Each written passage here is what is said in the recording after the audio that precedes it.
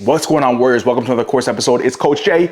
We're just going to dive in today, and it's probably one of the most important things before we continue along with what we do. It's laying the foundation. And if you've already been diagnosed and you know what you got, then you guys can just move on to the next section. There's a lot of people that maybe have a question mark on what it is they have. Maybe they're type 2, maybe they're type 1, maybe they're type 1.5. And a lot of times there's a lot of confusion between the diagnosis of what you're waiting for and what you actually have, right? And I've seen it countless times before where diabetics have been misdiagnosed. So the first thing you want to do if you're on the fence about what diagnosis you do have is I want you to consider the foundation of a lot of things, because even though there might be a little bit of confusion here and there, maybe we could account for 5% of diagnoses, there's a slight confusion because people are overlapping a little bit. The most foundational word that I can say that's important to get clarification on through your doctor, through the blood tests you run, is do you have an autoimmune condition or not? Even if we look at something like LADA or type 1.5, which a lot of times people will have characteristics of type 2 diabetes, but at the foundation of it is, do you have an autoimmune condition or do you not? Because somebody that has an autoimmune condition over time, that is something that's hard to control on your own in terms of the beta cell dysfunction that happens. Remember, type 1 is a destruction of the beta cells of the pancreas, and the beta cells are what make insulin. And so if you can distinguish between whether or not you have an autoimmune condition or whether or not you do not, then your foundation is type 1. You've got an autoimmune condition where the cells could potentially be destroyed over time. Because you have the antibodies in your system, now your body's producing less, but over time, it'll produce less and less. This is called the honeymoon phase, where you go through a phase where your body's still producing a little bit of insulin, but over time, the antibodies, and again, antibodies are wrongly associating your beta cells as being foreign, and so they attack those beta cells. So you make less and less insulin.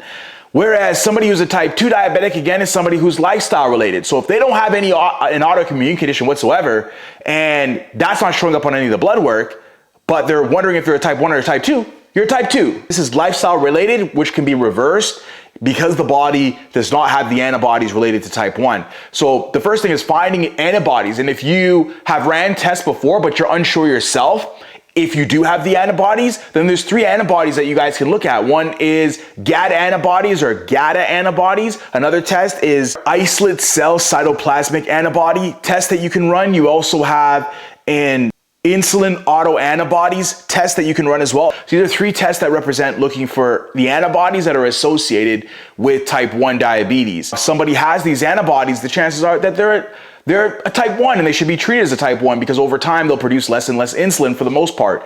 And so that's how you can easily get a distinguishing. Are you showing signs of autoantibodies? And it's important for you to go to your doctor and make sure you have those tests clarified. Another way to look at things is maybe you're in normal ranges for your C-peptide levels. And again, remember, C-peptide is another test to run. A C-peptide test measures how much insulin your body is making.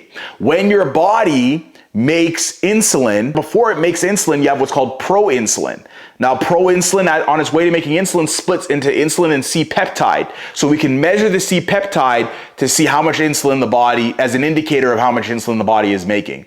And so usually as a type 1 diabetic, you're producing less on the C-peptide level. But why it's important to match the autoantibodies is because you can also have a type 2 diabetic who is producing less insulin as a result of beta cell exhaustion.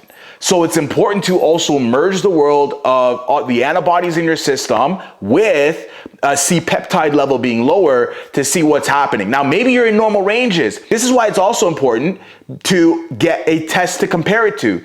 Because if you have a previous blood test that's measuring autoantibodies and measuring C-peptide, and you notice that you got another test, and you notice these levels are starting to decline, even though still in normal ranges, that's also a sign that you have the autoantibodies and the C-peptide, low C-peptide levels, that you are a type 1 diabetic. Now, a type 2 diabetic would see higher C-peptide levels, generally speaking,